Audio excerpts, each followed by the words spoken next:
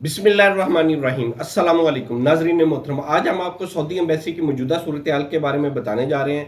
रवां हफ्ते Saudi embassy में पासपोर्ट कोटा और खांचे की क्या सूरत हाल रही।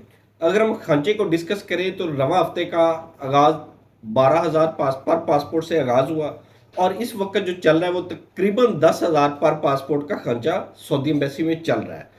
पीर वाले दिन 30 पासपोर्ट का कोटा जमा हुआ, मंगल वाले दिन भी 30 पासपोर्ट जमा हुए, बुध वाले दिन भी 30 पासपोर्ट जमा हुए और ये खुशस्लूबी के साथ तीनों दिनों के पासपोर्ट स्टैंपिंग के प्रोसेस के अमल में जारी हैं और ये इंशाल्लाह आज काफ़ी हद तक मामला क्लियर हो जाएंगे। जिनके वीज़े लगने वाले हैं वो भी लग जाएंगे और जो पेंडिंग केसेस आ रहे हैं वो भी हो जाएंगे।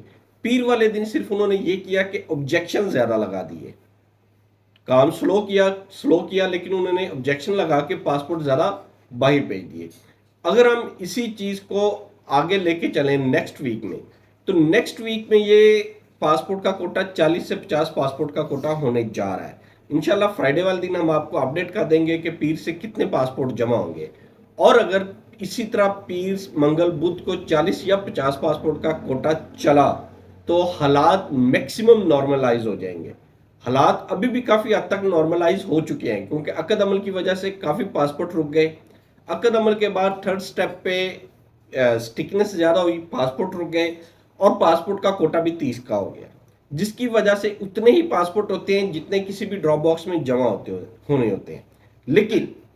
लेकिन ड्रॉप बॉक्स वालों को हराम खाने की आदत पड़ी हुई है, उन्होंने हराम खाना है, इसीलिए वो पासपोर्ट कम भी हो तो वो पासपोर्ट वसूल ही नहीं कर रहे जब तक पासपोर्ट के ऊपर खांचा ना अदा किया जाए।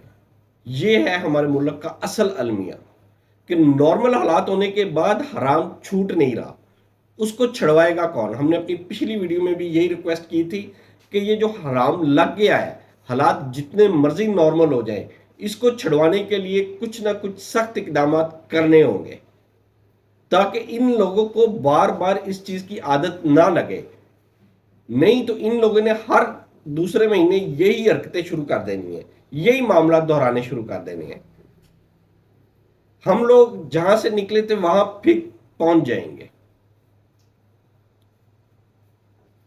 उम्मीद करते हैं कि इसके ऊपर अरबाब इख्तियार, जितने भी अरबाब इख्तियार हैं, मौजूदा नए चेयरमैन इलेक्ट हो चुके हैं प्यूपा के, उसको और मेवा ग्रुप के सरबराह चौधरी अफजल साहब को हम रिक्वेस्ट यही करते हैं कि इन लोगों को लगाम डालने के लिए कुछ ना कुछ इकदाम ऐसे किए जाएं ताकि ये मामला जल्द अज जल्द सेटल हो सके, हालात नॉर्मल हो जाए।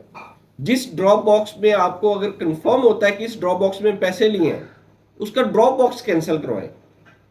जाहिर बात है अगर 65 ड्रॉप बॉक्स है 50 पे आ जाएंगे, सारे हालात नॉर्मल हो जाएंगे।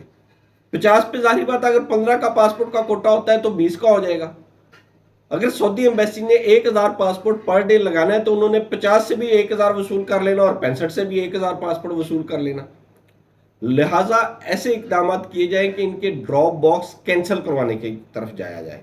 जो अपनी इस रविश को ख़त्म नहीं करने पे आते उनके ड्रॉप बॉक्स कैंसिल करवाया जाए।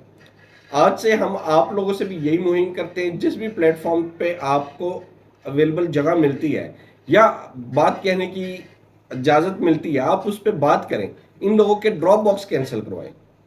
हमारी अरबाब इख्तियार से गुजारिश है कि इनके ड्रॉप बॉक्स कैंसिल करवाएं ताकि इनको होश के नाखन लें, अपनी रूटीन वर्क में आए।